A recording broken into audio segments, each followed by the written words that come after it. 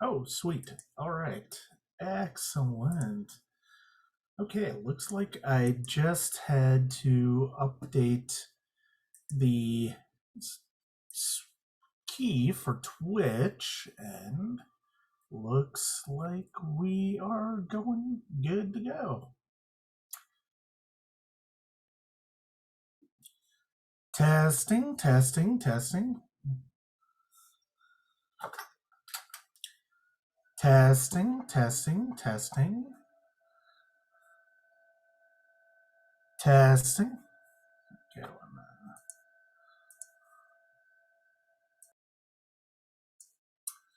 testing, testing, testing. 1, 2. Testing, testing. 1, 2, 3. Testing. Testing, testing, testing, testing, testing. 1, 2, 3. Oh, I know what's going on.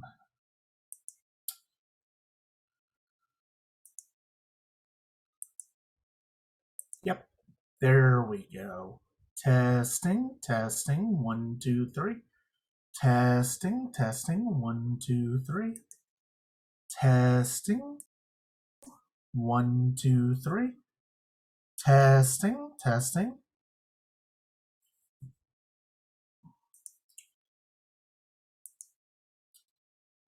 Testing, testing, testing, testing. Okay, we're good. All right, sorry about that. Just trying to get set up here. Welcome to this episode of the Sonic Cinema Movie Chat. My name is Brian Scuttle. Thank you for joining me on Twitch. You can check out the website, www.sonic-cinema.com, as always. And there's going to be some pretty interesting stuff coming up in the next few days. And I hope you, next week to 10 days, and I hope you check that out. Yesterday, I I finished up a review of the French serial from 1915, 1916 called Les Vampires. It is currently on the Criterion Channel. It is a silent serial about a taking down a crime cabal, a secret society of criminals known as the Vampires, and it's always been one of my favorites in terms of silent cinema. I've always appreciated it. I've always enjoyed what it tries to do in terms of narrative, in terms of the way it tells its story over the 10 episodes, that the 10 chapters. It's very novelistic, but it's also very cinematic, and I talk about that in my review. A lot of which came from a an article that I wrote about the film in 1914, or sorry, 2014, uh, as I was studying film language in getting a certificate in film and TV composition, and that was a lot of fun. Part of the reason I was watching that was because of the fact that I was getting ready for a podcast record with my friend Carlo over the Movie Loop podcast. If you haven't had a chance to check out that podcast, I highly recommend it. He's got really interesting concept, and what I love about that concept that he does is it's kind of a challenge for him to basically watch newer movies or watch older movies and do so in a way like I'm going to pick something from the Criterion Collection, going to pick something from a certain foreign, a certain country. I'm going to pick something that is an Oscar winner or this list and that list. It's really an entertaining one, and we recorded an episode on silent films, and that was what I was prepping for, and it got me to watching a number of short films that I hadn't seen. I'm pretty well versed in Buster Keaton. He's one of my favorite filmmakers, but I also wanted to do a little bit more in terms of watching uh, Charlie Chaplin and Harold Lloyd because we were going to focus a little bit more on comedy, but we did. It was a wide ranging discussion on the silent era and sort of everything the silent era entails, and I'm really fascinated by the silent era. And if you haven't gotten a chance to, I forgot to mention this on the podcast when we record it, but it's a really fascinating YouTube link, a YouTube channel that I think is really fascinating. It's called the Silent Film Channel. It's got thousands upon thousands of short films, silent films, theatrical features, and it's really a fascinating treasure trove. It's on YouTube, and it's well worth checking out. I saw a few from there. I also saw some from my collection. I've got several Charlie Chaplin shorts. I've got several Buster Keaton shorts. I also got into some Harold Lloyd shorts that were on the Criterion channel, which Les Vampires is also on. And I really recommend checking that stuff out. It's always a pretty entertaining thing to do. And I really do love silent movies. It was great to get to rewatch some, and I think one of the ones I'm going to watch in the next few days is I'm probably going to watch The Passion of Joan of Arc, which I could have sworn I had seen, but I suppose maybe I have not, and so I am I'm probably going to watch that and give it a review for the repertory review because I'm trying to limit repertory reviews to two a month this year, and as much as I'd like to get to more, the fact of the matter is, with the way work has been, the way screenings have been, and screeners have been, it's a lot of work to do that. So I'm basically going to try to limit myself to just a handful a month. There are some movies I'm going to catch up with though as we go on throughout the year. In review, there are several movies from Sundance last year I wanted to do full reviews of, such as Coda, such as Flea. For this year, I still need to watch The Worst Person in the World. I was thinking about watching that tonight. I'm not sure if I'm going to do that anymore. I'm not sure if I'm probably going to try to go to bed relatively early, which is per why this is going to be such a short live stream tonight. And then it's and then there are other movies that I've watched in preparation of doing my favorites list, my best list, and like The Harder They Fall, which I absolutely loved, and I'm planning on doing a review of that in February. I think that's a movie that is well worth looking into on a deeper level, and I'm looking forward to doing so. I thought it was a really entertaining movie, and it was a fun movie for me. It was one of my favorites of 2021.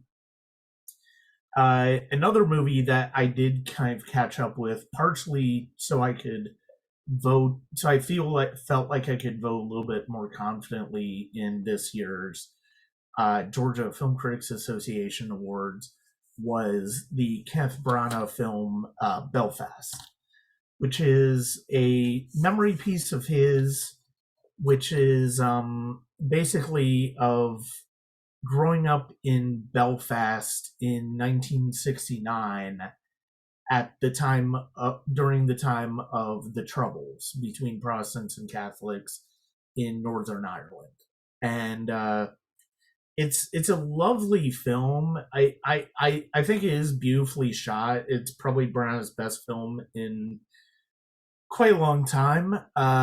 Certainly, certainly better than what we got out of him with Artemis Fowl. and the Jack Ryan movie he made. I mean, even Thor to a certain extent, I think this is better. J- Jude Hill, who's the young boy in this, is wonderful. He is really wonderful in the movie. The Kate Arona Balfe, who's from Outlander, and Jamie Dornan as the parents are very good, and you see the tension between them. He's out of town constantly for work, so she's left raising the kids during this time of difficulty in Ireland Ireland's history. It's a beautifully shot movie. The cinematography in it is quite lovely, especially when Branagh shows them watching movies in a movie theater.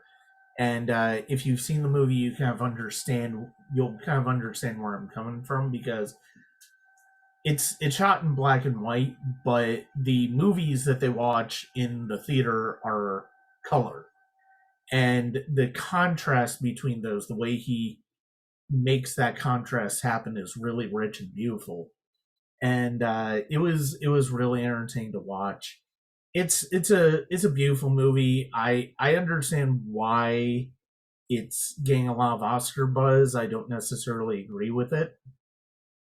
I think it's a lovely film. I think it's a fine film.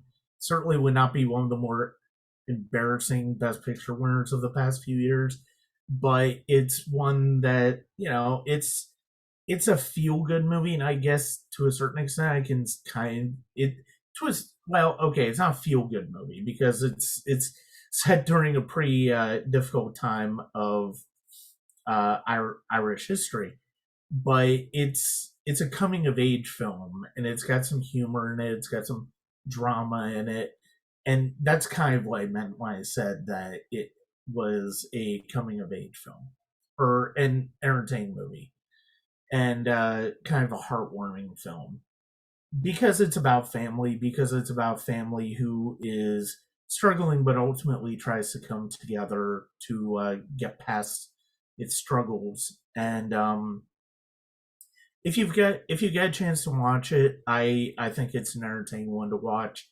It's a solid effort by Branagh. I don't know why he won the screenplay for the screenplay award at the Golden Globes, but then again, the Golden Globes don't make a whole lot of sense, and the Hollywood Foreign Press has always been kind of a problematic body. And yeah, there's a reason they weren't necessarily televised this year, and they kind of didn't really show much of a reason why they should be going forward um with some of their choices. But it's a fine film if you want to check it out. It is it will probably still be on theaters. It might be hitting on demand sometime here in the video on demand here in the coming weeks as the Oscar season goes along. I actually forgot this Oscar season was elongated, and it was in late March this year. I thought we were back to the early February, but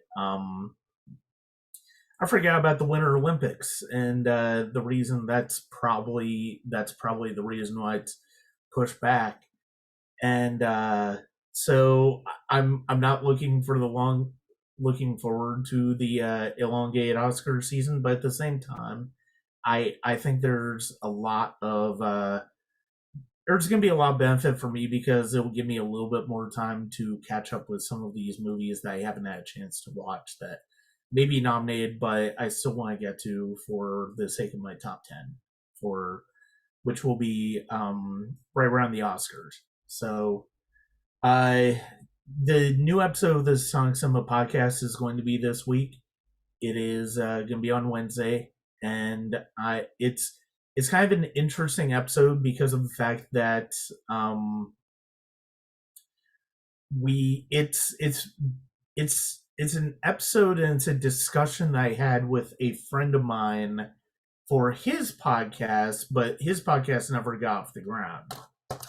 And so he gave me permission to release it on the Sonic Cinema podcast. I'm more than welcome to do so. I was originally going to do it last year, but I just never got around to making sure it was edited, making sure everything was going to go well. So the first episode for 2022 of the Sonic Cinema podcast is going to be online on Wednesday, and it is Marv Dickey and I discussing Steven Soderbergh's Kafka, which has been a favorite of mine from the filmmaker. And I think it's going to be a fun listen. I really love that film. I'm still waiting for the newly remastered director's cut, I guess, that Soderbergh has done, that I believe played Toronto last year. I'm still waiting on that to get announced. I really want to see that one because I've been a huge fan of Kafka ever since I first saw it, and I'm looking forward to seeing a different version of him. Looking forward to seeing what uh, Soderbergh would do now compared to what he did at that time. And so that's what the Sonic Cinema podcast is going to look like this year, this month. And then the next episode is going to be my coverage of the Sundance Film Festival, which is all virtual this year. They made that decision this past week. Really kind of messed things up because of the fact that a lot of critics had already naturally gotten their schedules slated, but because of the fact that everything's virtual now, they refigured the schedule, and it's actually kind of an interesting schedule this year because of the fact that the first 5 days or so are virtual screenings, just nothing but virtual screenings, virtual premieres. Then the 25th, 26th, 27th don't really have any premieres. They're mainly their day. I guess they're kind of days for people to catch up on seconds, on second screenings, and then the 28th through 30th are when the satellite screenings are for around the country are going to be. And then the 29th and 30th is when you're going to have award access to movies that won the awards at Sundance. I've actually already used my 10 premieres for this year, so I'm gonna work on writing out my schedule and letting everybody know on Sonic Cinema what my schedule is going to be. I'm either going to release that later this week, but more than likely it'll be this coming Sunday.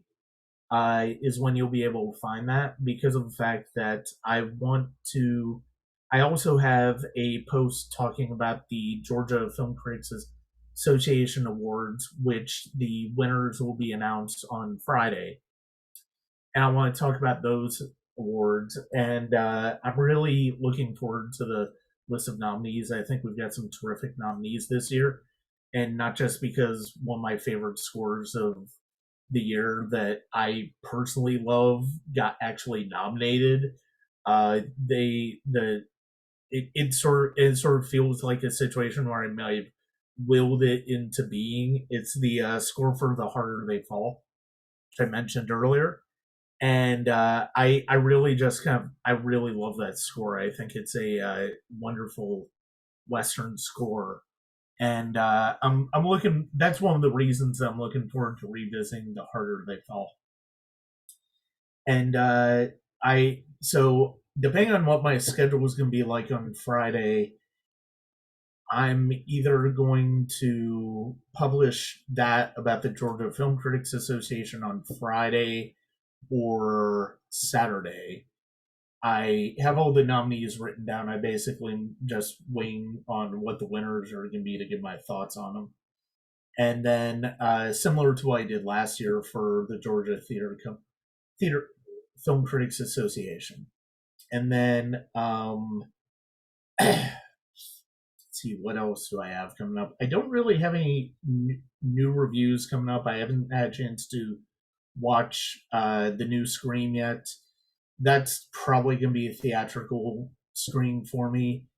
So that will be one that I see in theaters, and I'm looking forward to that one. It'll be curious to see how it does, and